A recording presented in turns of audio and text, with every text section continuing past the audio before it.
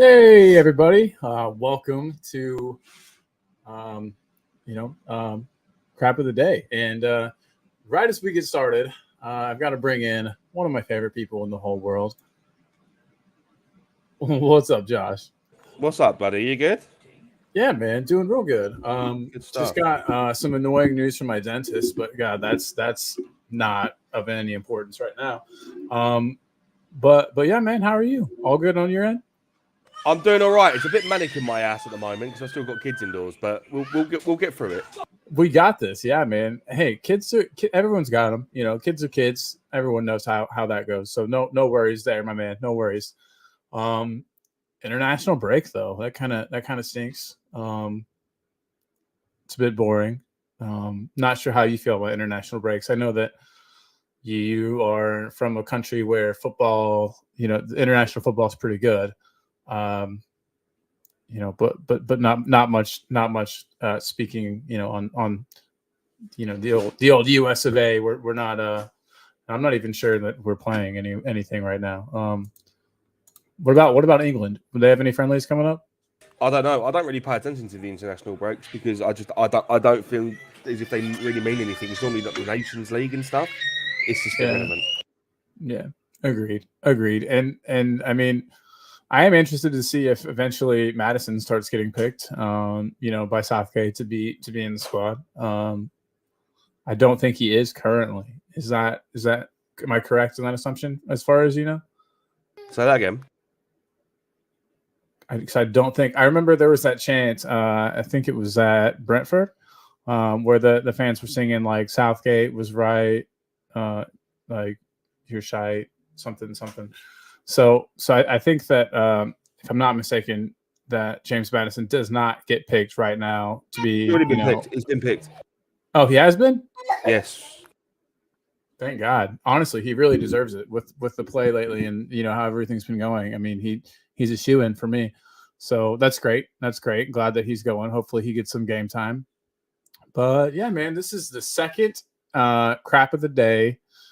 And they're only going to get better, folks. It's a little different than what I'm used to. But again, very, very glad to have everybody here. The plan is to kind of go over the news of the day for both Spurs and other teams, and basically anything exciting. I've kind of described myself as like a budget Chris Cowlin in that area, and so here I am again. Ooh, nice mug, by the way. What's your mug gun on it? It's not. It's my missus' mug. It's not mine. Oh, mine's got a Chihuahua. I don't know if you can see that. Mine has got Nick Jonas on it. Nice. Well, you win. That's actually cooler than mine. But all Well, right, okay. so we She's talked just a bit. she's just corrected me. She goes, actually, it's Joe Jonas. But okay, whatever. Tomato, tomato. Hey, tell Tash I said hello. Colin says hello. There you go. Yes, got it. Got one back. Um, Real quick, I I'm just gonna want to I'm say gonna this. make you. I just want to make you happy really quick. I just want to make you happy really really quick. There we go. There we go. That is. I'm happy about Madison, but Kane. Ugh. I actually, What could have been? What could have been? no kidding. I think it should have been a sign for all of us. So whenever Madison came in, that Kane was probably Oh, leaving. 100%. 100%.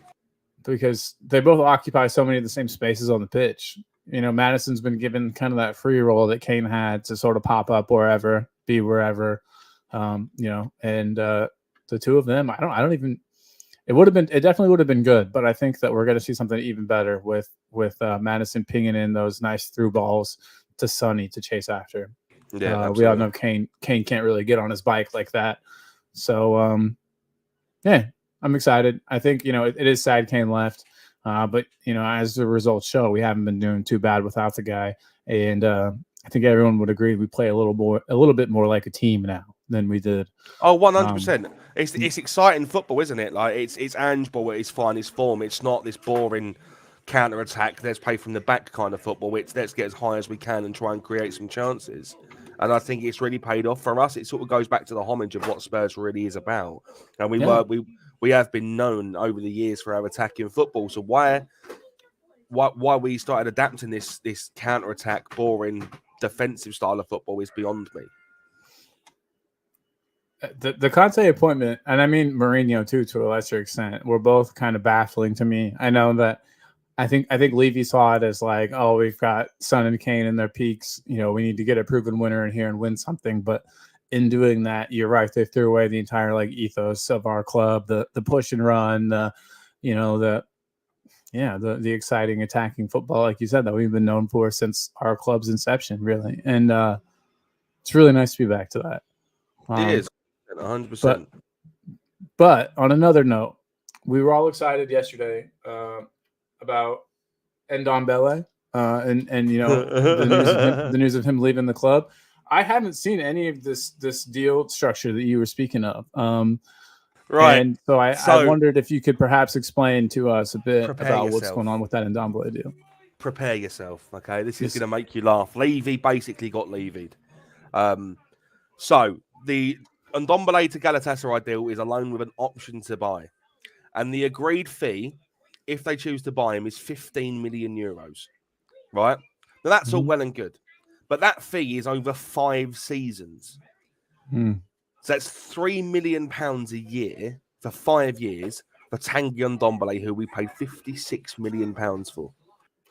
But do we pay his Levy wages got in that scenario? I mean, is there anything about us subsidizing his wages or anything? Not that I'm aware of. That's good. But Levy got levied. Oh, hey Josh, are you muted? I cannot hear you, buddy. Let me change some settings on my end and see if that helps. What about now? Oh, I don't know why it's doing this. Anything? Can I hear you? I can hear you. Can you hear me? No, still nothing. Okay. Hold down the port for 1 second, buddy.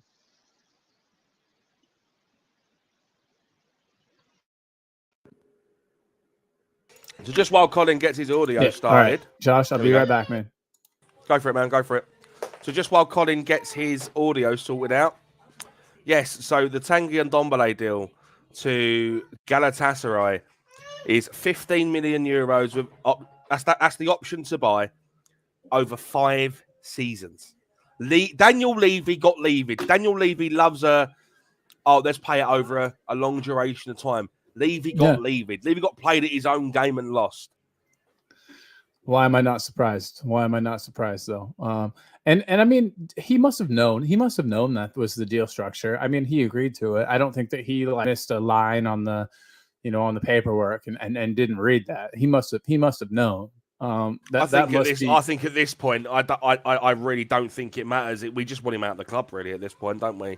Like 200k a week. I think he's only got how long has he got left in his deal? 2 years or something like that. 2 years. Yeah, we signed him on like a freaking 6-year deal,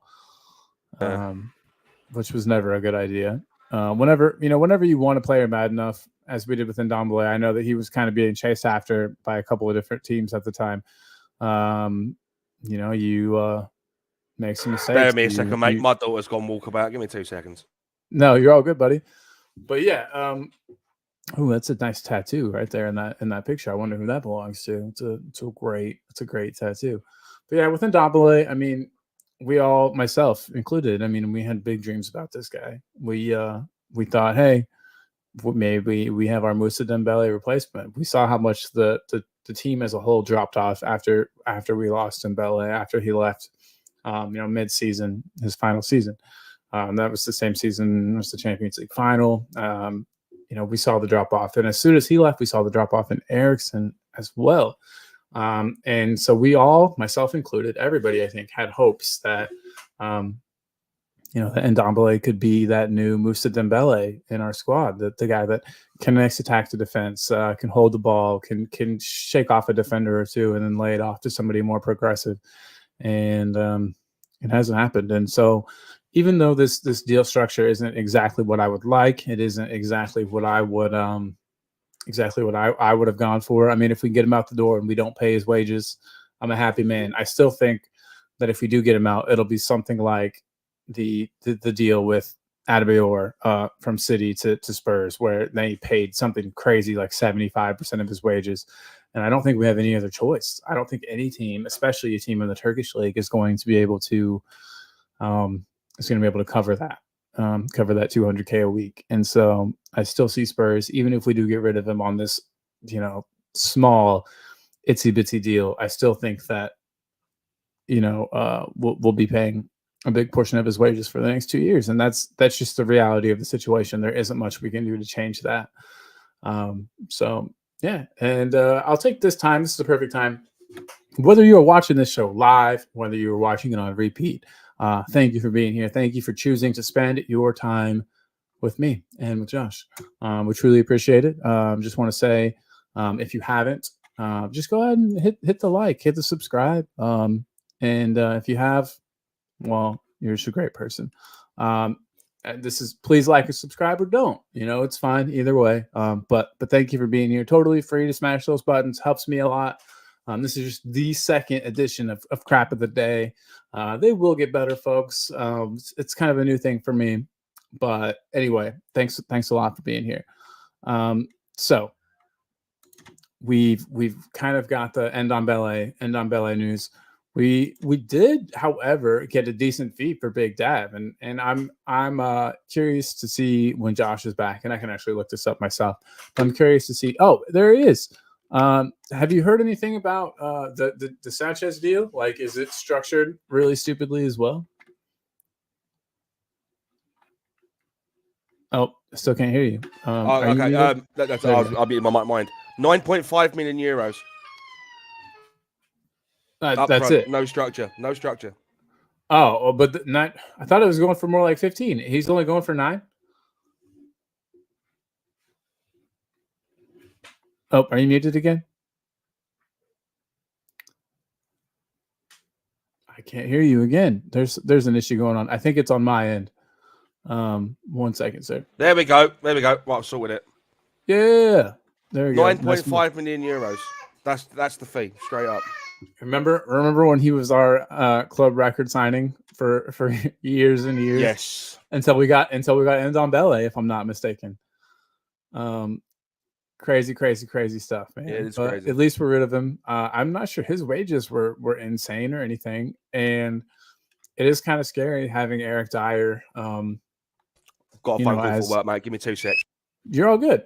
It is kind of scary though. I think having Eric Dyer be that much closer to playing a match for Spurs. I still don't think it'll happen. I'm not even sure he'll get registered. Someone, if there's anybody in the comments right now, and if he has been registered, please let me know. But I don't think he's going to end up being registered as part of the squad. So I think, and this is maybe more like a hope, but that we will see Ashley Phillips instead of Eric Dyer, should that time come. Should we need to rest a defender? Should the defender get injured? God forbid.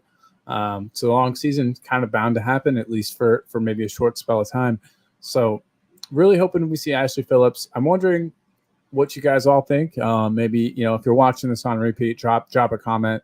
Do you think that Ashley Phillips is the player? I mean, if you're anything like me, you haven't seen much of the guy play. In fact, I've seen almost zero of the man playing, but we've seen a lot of Eric Dyer playing, and a lot of pointing, a lot of waving around with his arms and blaming other people, and I'm just done with it. So hopefully Ash Phillips is the play. Hopefully we go with him, and I think we will. Postecoglou has always been a big proponent of like the if you're good enough, you're old enough type thing, and so I think that'll work well in Ashley Phillips's favor. I also know that there were a few teams looking at him, and he decided to come to Spurs, and I don't think he would have decided to come to Spurs without some kind of assurances of playing time. I think a lot of these players that we've picked up are really excited about Postecoglou's project. They're really excited about the chance to prove himself into play. We've seen with Sarr already, who couldn't get game time at all under Conte, make himself a mainstay in the starting 11. He turned it all around. I mean, this season is completely different than last season for him, and I'm hoping that other young players see what he's been able to do and take the game on coming to Spurs. I mean, we've got Brennan Johnson, another youngin who had his options, who could have gone other places, but instead came to Spurs. And I think a lot of it was due to Postecoglou and the fact that he plays the youngsters. Another thing that I wanted to kind of touch on today is Brian Hill. I always forget that Brian Hill's with us still, and that's due to a combination of things. I mean, the little playing time that he's gotten, the loans that he's been on, the recent injury he's picked up. I'm wondering, and I'll of course ask Josh when he returns. And another thing I want to do here is put the link in the comments here. If anybody would like to join in, here's the link, and we'll get that going. We'll get you in here. We'll get you going. We'll see what you got to say. But everybody, there's the link. Please come and join the show if you are able. If not, no worries. But yeah, Brian Hill, I'm excited to see what he could maybe offer the squad. But with Manor Solomon kind of impressing lately, it's like, does he have a spot? I know that he predominantly plays on that left side. We've seen Solomon play on the left. It was from my understanding that he was originally mostly a right-sided player. So if that's the case, then on the right, we've got Kulu, Brennan Johnson, and then kind of maybe an ambidextrous Manor Solomon. And then on the left, we've got, the ambidextrous Manor Solomon. We've got, we've got Brian Hill when he returns, and we've got Sonny when he's not playing striker. I think that's that's some great options for our front line, especially with, Postecoglou's system, the way that, the front players tend to move around a bit. They tend to, move around a bit. They tend to kind of swap places, and I think that's going to be great. I do think it's not a great sign for Richarlison. I'm not. You're going to call me crazy, everybody, and maybe I am. In fact, I know I am. But how long do we think that we're going to keep Richarlison at the club? For me, it really could go. It really could go either way. I just don't think he's got the confidence to do it. I'm not sure Postecoglou is bringing that, into him, out of him, however you want to say. I'm not sure he's instilling that confidence in him. But I mean, you're a professional footballer, man. You've played for multiple teams, Watford, Everton. He's scored the goals there, and here with a better supporting cast around him, he's just not able to do it. And I think a lot of it is pressure, his mental pressure. And it's weird for me. This is a guy that's been through a lot. I'm just kind of surprised that he's not doing a better job. But I think there were a lot of people who will tell you they didn't want him to begin with. They knew he wouldn't turn up, that the fee we paid for him was outrageous, which let's be honest, it is. So yeah, it's a tough one, but I do think that Brian Hill is going to surprise everybody. I think he is. One moment. Yeah. So I think Brian Hill is going to be perfect for that Postecoglou system. He runs for days. Put him on the left, Solomon on the right against the Park bus. I think we're in great shape. They both have the ability to dribble past players, to get into that danger zone, and then possibly draw some fouls, leaving us an opportunity for Madison or Son to belt in a free kick. They're also good at pulling defenders out of place, getting the defense out of shape, leaving room again for our guys with a nice long shot, Son, Madison. So I definitely think that Hill will have a place. Sure hope I'm right. I love the guy. We have our own little beetle, and I hope that him and his hair and his beautiful mustache, get to feature some more for Spurs. And then, again, this is another thing. I keep posing questions, and I know there's nobody here, but do you think we'll see Hill? Do you think that he'll get some more game time? Do you think he'll get some more game time? You like that? You like what I did just there? It's tough to say. But he is a good player. There's a player there. There's a reason why these Spanish teams have wanted him. And I'm excited to see what he could do with a season under Postecoglou. Josh messaged me saying that kids being a little rambunctious right now. No worries, man. We understand. Kids are that way, but I do ask that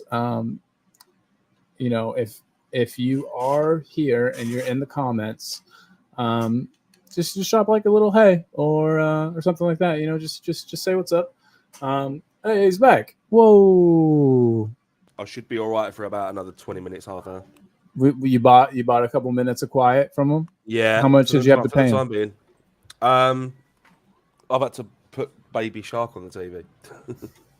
There you go. Brilliant. You're a smart guy. I was just talking about. You probably heard about Brian Hill. Do you think he's got much of a chance of coming into the squad after his injury? Probably not. Probably not. I think we've got enough options there that he's probably expendable at this point. Good squad player, rotation player. Probably play him in like a bring him on as like a sub for, I don't know, in case we pick up a knock somewhere, or we're just trying to rest players for bigger games. And yeah, maybe, Yeah. but I don't see him getting first team action. If I'm honest. Him and Solomon have a lot of the same attributes, and so I think that's part of the problem. I'd take Solomon over Gill any day of the week. Solomon's proven, man. He had a really, really good season at Fulham last year. So, we saw what he did for us so far. He's been good. Like the assist to Son, he finds himself in that space, and he's always looking for that second ball, which I don't think something Gill does. Gill's good. He's a pace merchant. He can run it down the wing. But I feel as if Solomon delivers more than what Gill does. I think if you had like we were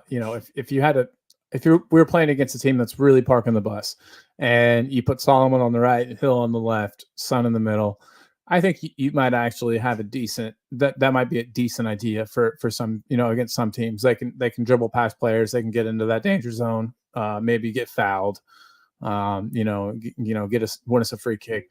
I mean, we've yet to really play against a very parked bus at all. Most teams we've played so far have been happy to come at us, and I'm not sure how long until we come up against a team that really sits back, that really parks the bus.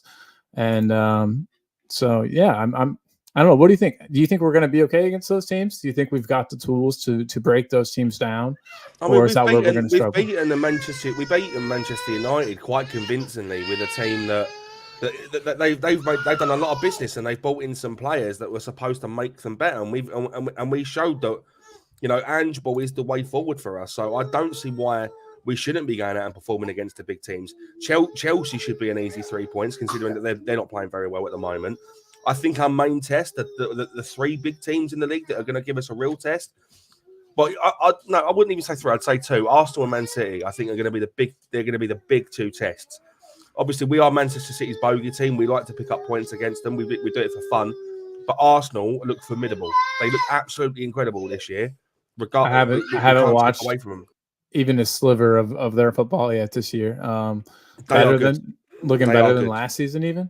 Oh, 100%. They took Manchester United to the cleaners. Yikes! What did the final score end up being in that match? 3-1. 3-1.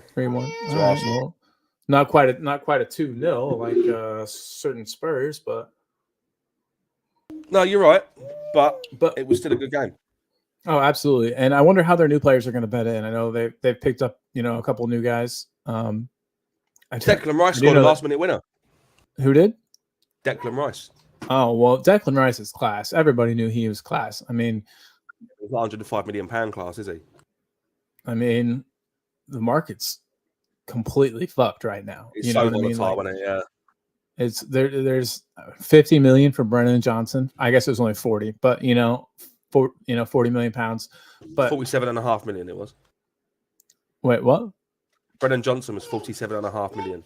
Well, then, yeah, closer to that 50 that I originally was quoting. Then that's insane. But that's not to say. I mean, I'm sure he's going to light it up. I'm sure he's going to do a great job with us.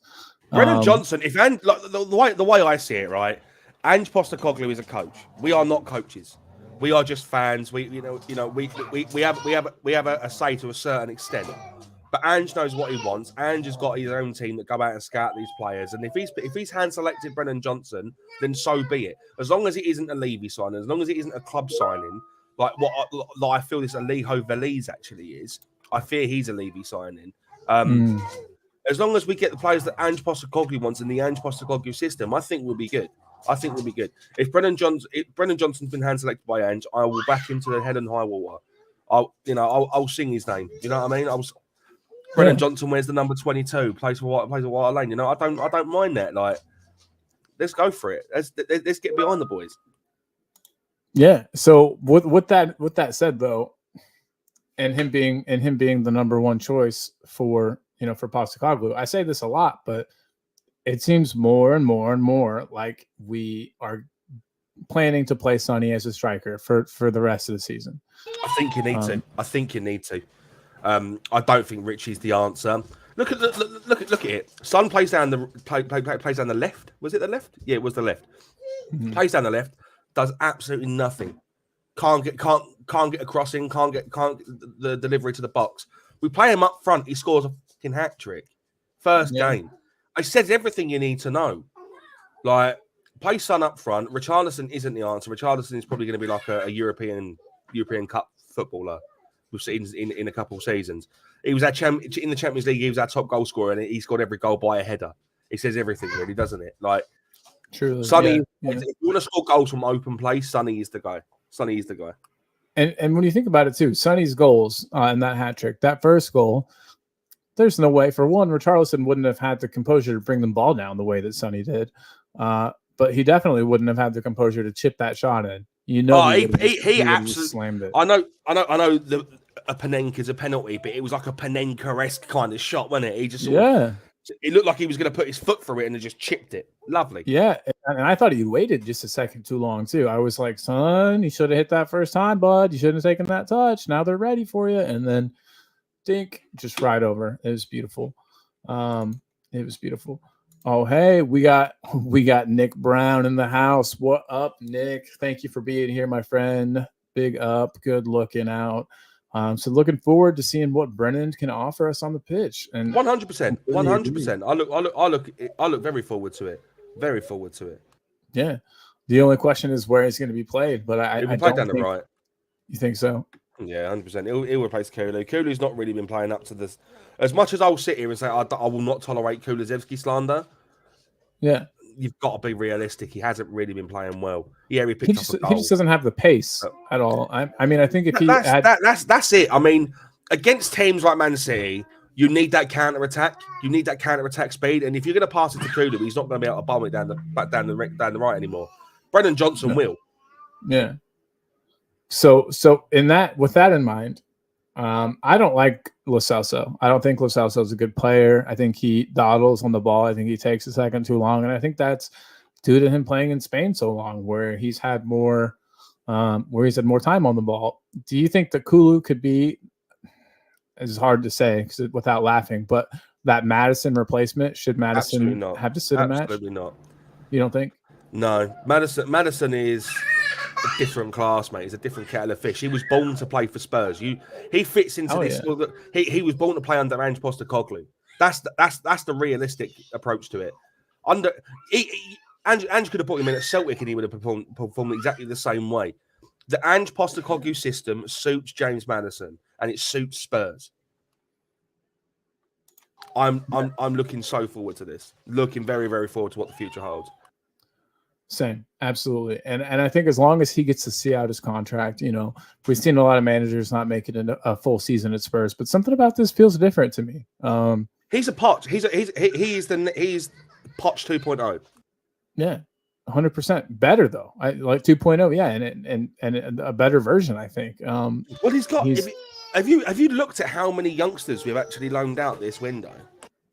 No, well, I mean, I know that we've loaned out Divine, right? There are a lot of youngsters that have been loaned out, and it goes to show that this Ange philosophy that he likes to develop players is going to go a long way. It's going to go a long.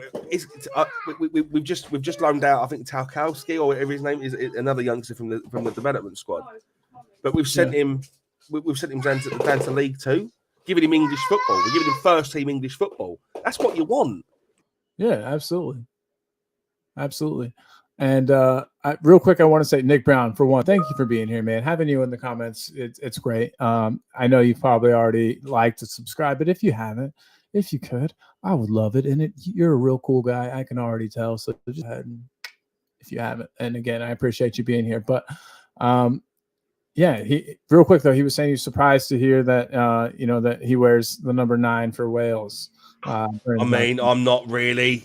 The Welsh squad, have you seen it? It's not that good. It's not that good. The only thing that kept him going was Gareth Bale. In all honesty, has he retired from now? He's retired from football altogether. Oh, cool. Good for him. Good for him. He's now playing pro-am tournaments and fucking golf. Cool. I wonder if he's any good. Oh, he's. I believe he's really, really good. I think he's. There's a reason you get invited to PGA pro-am tournaments. That's true. You know what I mean? Yeah. Nick, thanks a lot. I appreciate you, sir. You're a good man. You're a good man. Very good man.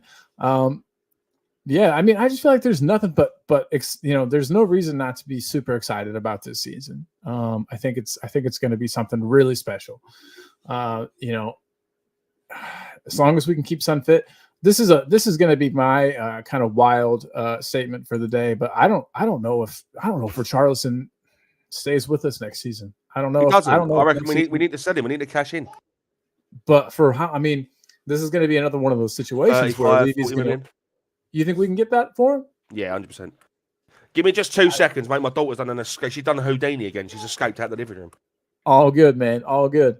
But yeah, I'm hesitant to say that we could get 30 or 40 million, like Josh was saying. But I do think absolutely that we do need to get rid of Richarlison. I know, like I said, he did it for Watford. He did it for Everton. But now, with a better supporting cast around him, he can't do it. He can't score. It's like he's allergic to goals.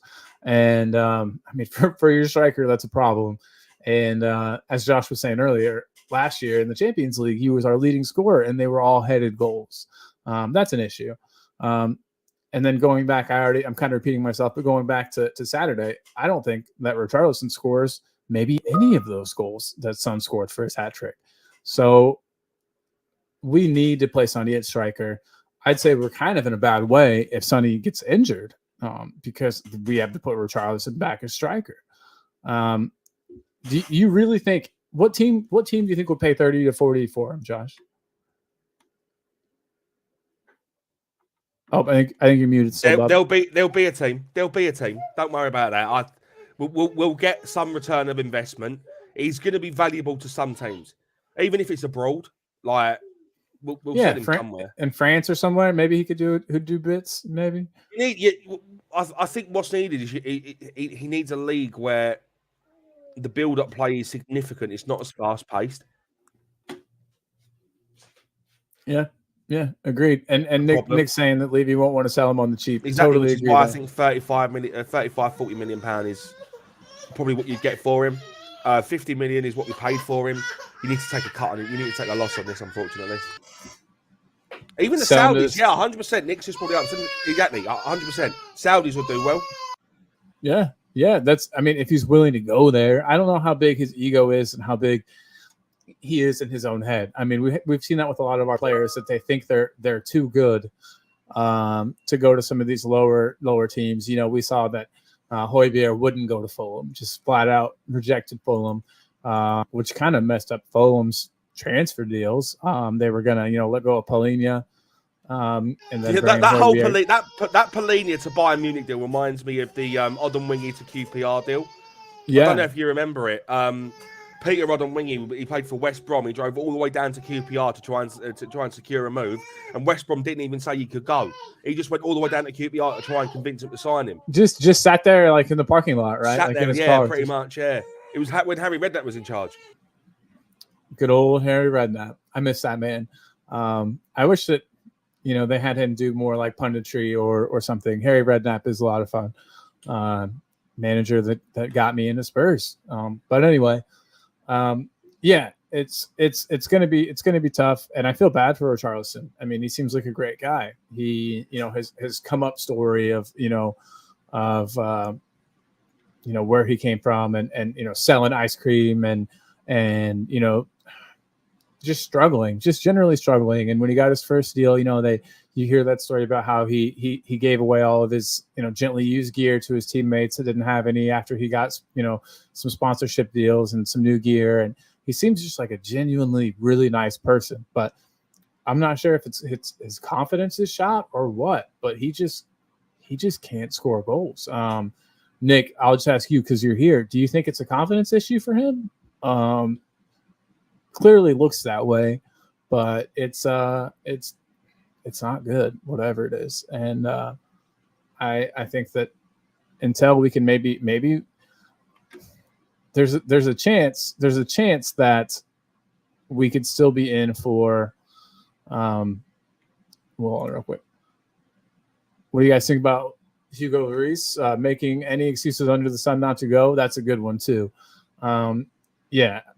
So Hugo is on, pretty good wages here, and he's 38, right? He might be 37. Let me look this up real quick.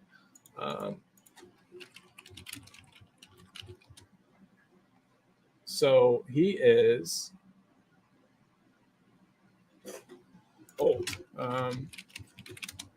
36. Okay, so I was a little bit off. He's 36 years old, but yeah, I mean, where does he think he's realistically going to go and be a starter? And I think I think Nice said they wanted him back. His old boyhood club. He could have gone there and been a starter, I think, but I don't think that he perceived them as a big enough club for him to go to, and that's a problem. We've got a lot of that at Spurs. We've got Eric Dyer, who thinks that he's a wonderful player and is going to go someplace big next year after his contract expires. I don't know. I don't know where this has all come from. I don't know who has instilled in these players' minds that they are such big deals. Managers, I guess. Not managers, but agents. Sorry, they're agents, I guess. But yeah, it's definitely a problem, and it's kind of plaguing us, and it's making it really hard to get rid of players. They know that they can, go to training every week and show up, not be late, collect their paychecks, and not do much else. If we really needed somebody to just sit on the bench and collect a paycheck, I'll do it for less than what they're getting paid. I guarantee you. I'll cut it in half. Take just half their pay. Nick, thank you again for the comments. You're keeping it going, my brother. His confidence is dangerously out of control now. Agreed. And what do you think about? I mean, I see why we did it, but I still do think that taking him out right after he finally scores, taking him out of the starting 11 as soon as he finally scores might have been a mistake. But again, if we have to look at that goal in context, that was a headed goal from across from the left, where the team we were playing, Fulham's right back, was not on the pitch. So Perisic had all day and all night basically to get that cross in. He got it in perfect. Richarlison scored. Great. But I mean, under normal circumstances, does that cross even get put in?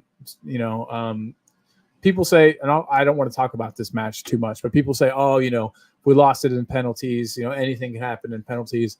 We should not have even got to penalties. We did not deserve to make it to penalties. That's just my opinion, obviously. But when you're playing against 10 men due to a weird technicality and you score, that's not fair. That's not how it should be played. Nick, again, Dyer's another. These two are just sitting on their contracts and messing with our transfers. 100%. 100%.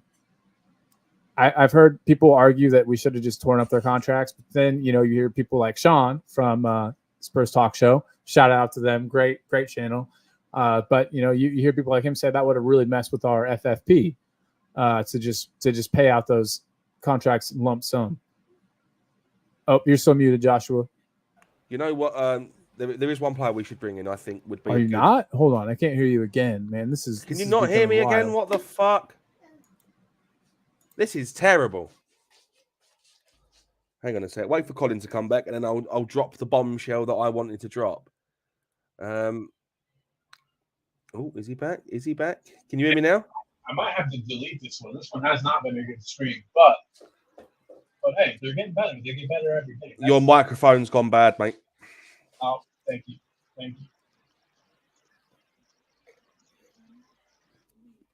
There we go. It is back. There we go.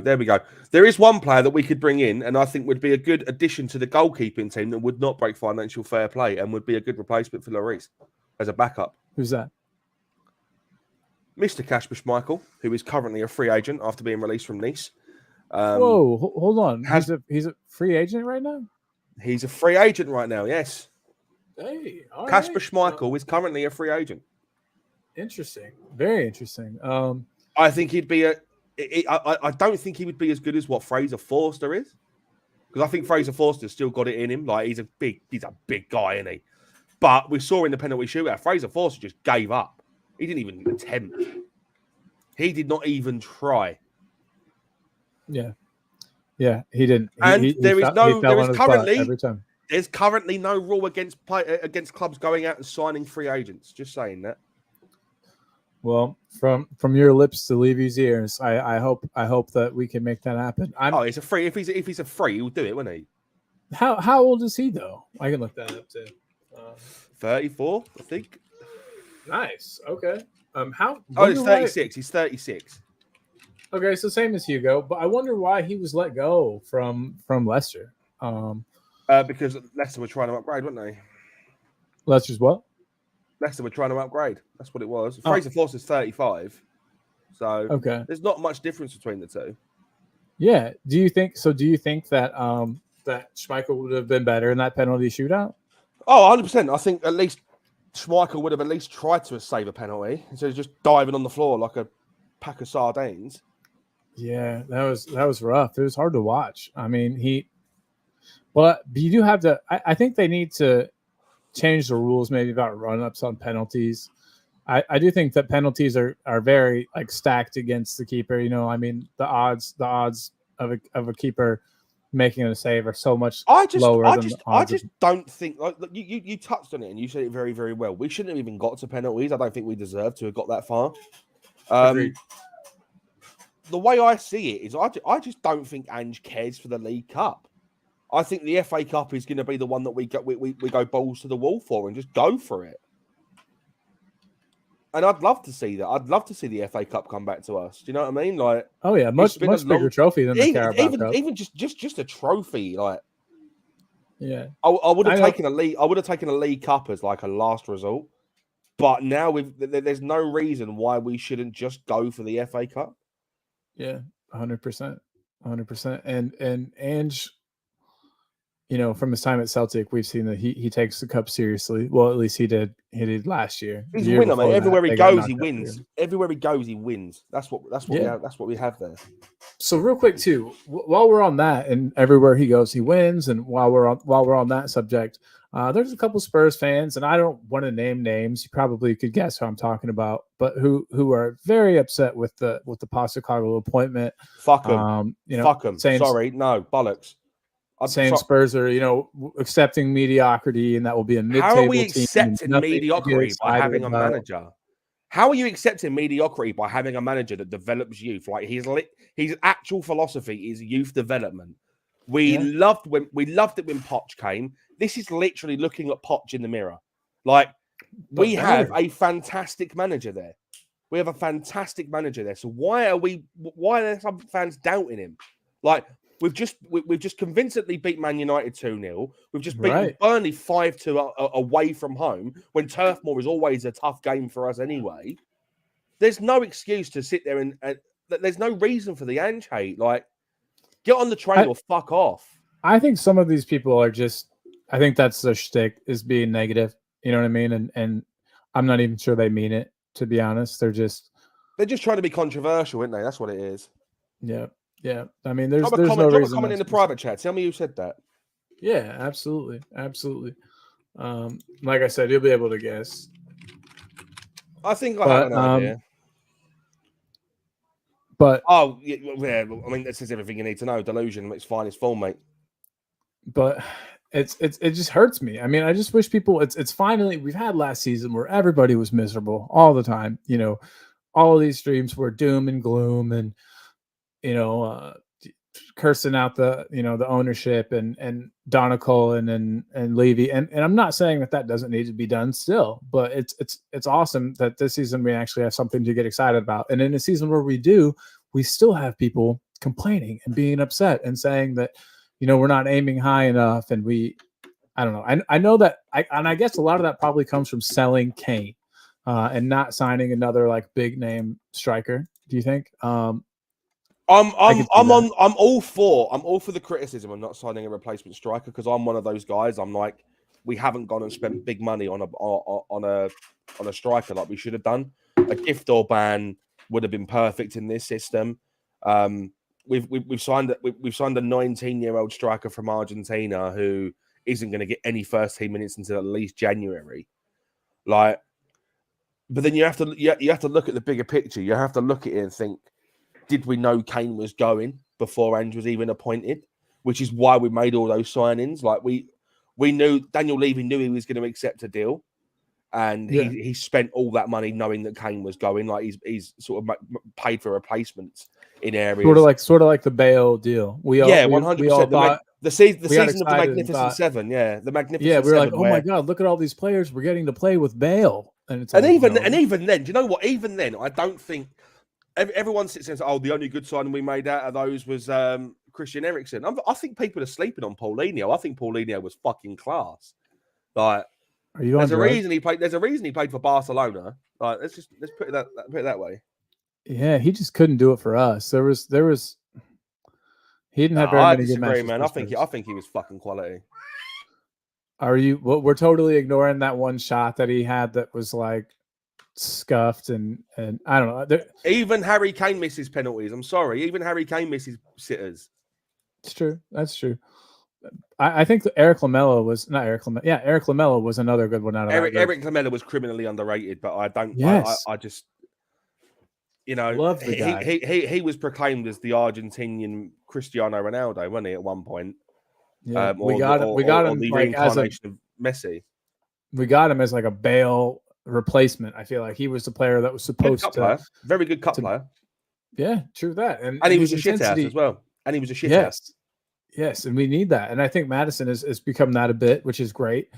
We've got two of the biggest shit asses in the Premier League, mate. Christian Romero and Richarlison. They're the two biggest shit asses in the Premier League. If only Richarlison was good at football. Yeah, true. True that. But yeah, I mean, it's back to Lamela real quick. Lamela was like one of my favorite players for Spurs ever. Just the way. Oh my God! Remember when he stepped on Fabregas's hand?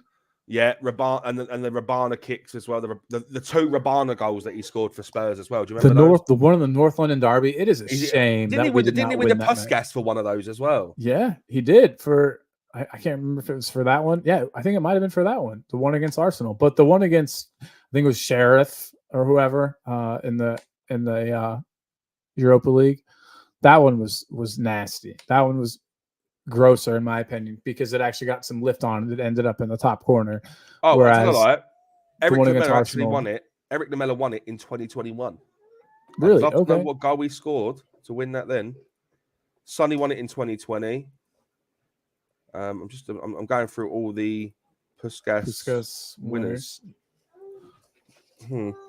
But I want to say too, Nick says in Forrester's defense, he does have a good, pen stopping average, but yeah, we didn't see it in the cup. I'm just thinking he's getting on a little bit. He's just a little too big to throw himself down at the speeds in which is necessary. And also, I touched on this, but those run-ups were borderline illegal, in my opinion. I hate the stutter step thing and the, you know what I mean, the changing the pace of your run-up to get the goalie to commit to either direction. I don't know. I mean, do you think that rule needs to be changed a bit? Do you think that it's fair the way it is? What rule's that, mate? Sorry. Oh, you're good. You're good. But what do you think about like the way the run-ups and stuff are in the and I think there's already a rule against it. I think there's already a rule that you can't do delayed run-ups anymore. Yeah, but they just either don't enforce it or I'm not understanding the rule. The rule is once you start the motion towards the ball, you can't stop.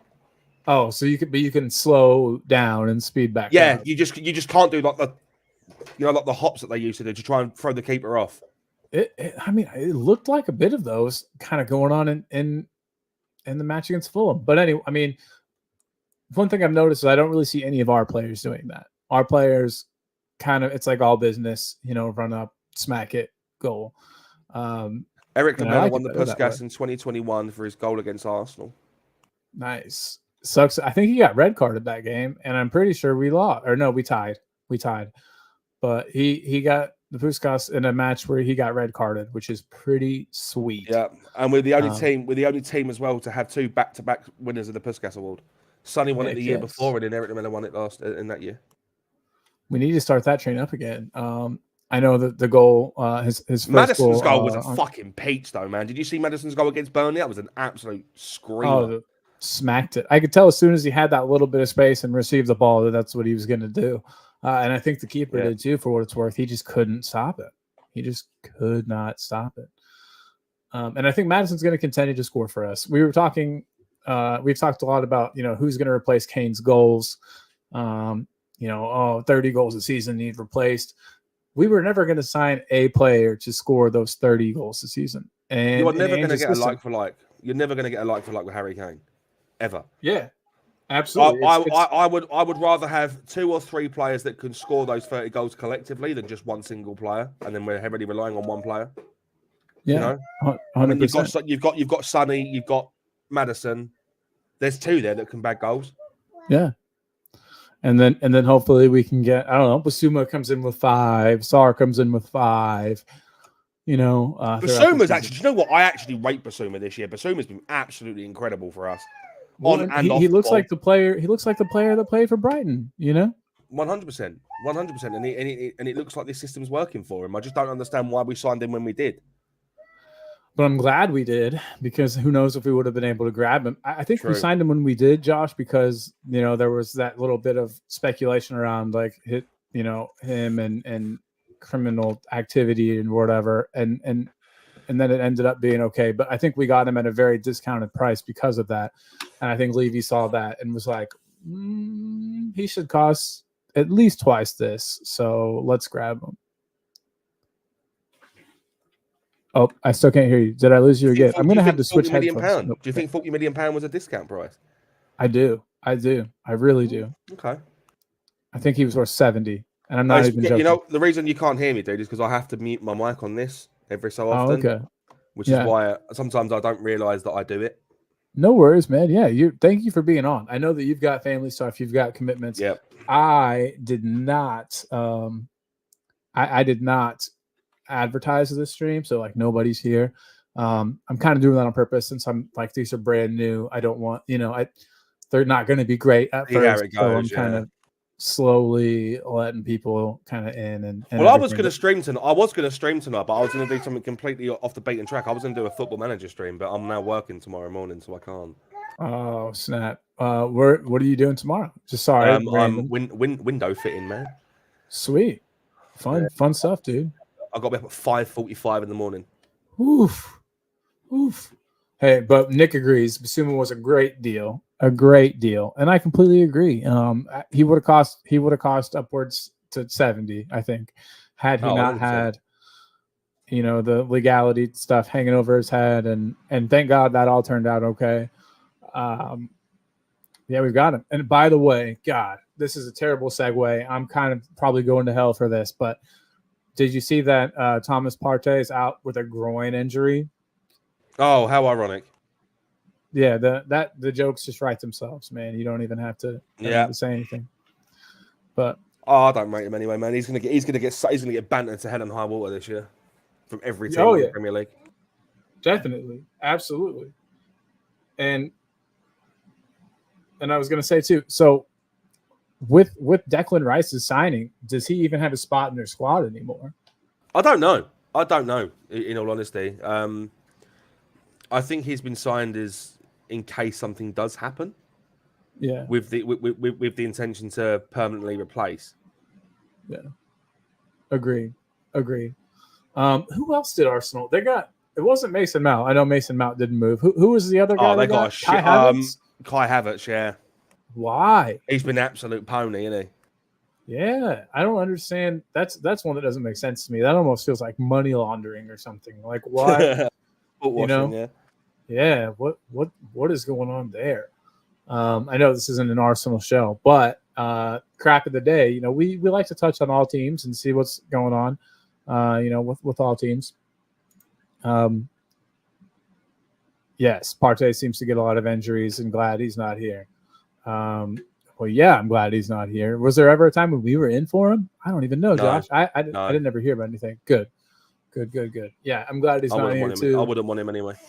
No, I mean, so many Arsenal fans were defending him and saying, I don't know. I just wouldn't. They're going to because he's an Arsenal player. They're going to because he's an Arsenal player. Like I remember when the story first broke, everyone was putting the blame on Ben Davies, and there was a lot of Spurs fans that even told me, "This is Ben Davies. I don't want him at Spurs anymore. Do not want him." Oh, you're saying at first? Yeah, it was like there's a London-based player. Yeah, there were two players that the wording made it sound as if it was that it boiled down to two players. It was Ben Davies and Thomas Partey. Gotcha. But Ben Davies was in Spain getting married. Yeah. Well, thank God it wasn't Davis. I love me some Ben Davis. Yeah. I do. Ben Davis fanboy. Yep, of course. Well, man, hey, Josh, I just want to say thank you again for joining me. Nick Brown in the comments, you're a real one. Thanks for being here. I promise in the future, I'm going to start doing this daily, shooting for 3 p.m. Today was a little later. Had some things come up this morning. I'm going to do something crazy tomorrow, and I'm gonna actually kind of get this out there, and I'm going to promote this a bit so that we get some more people in. We get some more people in the chat. But thank you again, everybody. This is kind of a trial, run. Impromptu, isn't it? It's impromptu. Yep. It was kind of. I messaged you like 2 hours ago saying you're doing a stream today because I want to come on. And I appreciate it more than you know. Can you imagine me floundering trying to do this by myself? Yikes. Oh, don't. I mean, luckily you had two absolute fantastic people in this. You had Kate and Ellie like that, and you had Jose as well from El Hot Cockero. Cockero. Yeah, that was wonderful. My stupid internet wasn't having it yesterday. Today seems great, so I think it's annoying because you know what? I was watching that stream yesterday, and I was in the middle of a game, and I was like, after I finish this game, I'll hop on. And my game finished, and just as my game finished, you went, "Oh, I'm going to wrap it up now because my internet's playing up." I was like, "Oh, fantastic, nice." Yeah, sorry about that, man. Sorry about that. But again, thanks for joining today. Go ahead and tell everybody. I know there's literally no one watching. I mean, Nick's watching. But I think we've got 2 people in the house. Thank you so much, you guys. But maybe there'll be some people watching on repeat. Josh, you want to let everybody know where they can find you? What you're going to be up to? Yeah, you can find me over at Speaking Spurs. It literally does exactly what it says on the tin. We speak Spurs, anything Spurs related. Over the international break, there will be some, impromptu streams of Football Manager if that's your kind of thing. I know a lot of people love a Football Manager stream, so that's what we're going to be doing. Haven't really done much recently. I was big on it last year, but then I took a year out after some personal issues and stuff that occurred. Completely wiped my channel. I thought, you know what, we'll start again, and I haven't really got around to it, but we will get there. We will get there. Lovely, man. I'll definitely tune in. And I agree with you, and I understand the whole taking a break. I took a setback for almost a year from this.